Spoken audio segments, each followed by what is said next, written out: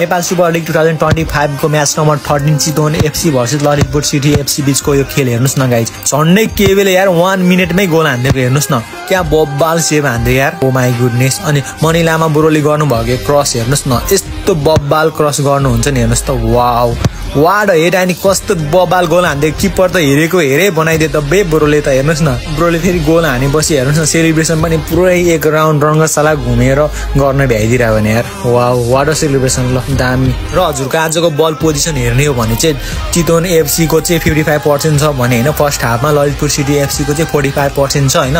त्यसै शट्सहरु 8 र 6 हानेको रहेछ, 8 शट चाहिँ चितवन एफसी ले हानेको रहेछ। शट्स अन टार्गेट हेर्ने हो भने गोलको चाहिँ ललितपुर सिटी एफसी ले त यार 4 हानेको रहेछ, तर चितवन एफसी ले चाहिँ जम्मा 1 शट भन्दा हान्न पाएको रहेनछ ल। अनि यता हेर्नु न चितवन एफसी को फरवार्डले आफ्नो टिममेटलाई कल गरेको, केटाहरु फेरि कोही नआइदिरा हेर्नुस् न, कोही आएन, किपरले इजी क्याच। यहाँ फेरि अनजान मिस्टे हेर्नुस् न, कहाँ हान्नेको कहाँ हसालेको भनिरहेछ। कमेन्ट गर्नुहोस् है त गाइज, कुन टिमलाई समर्थन गर्दै हुनुहुन्छ।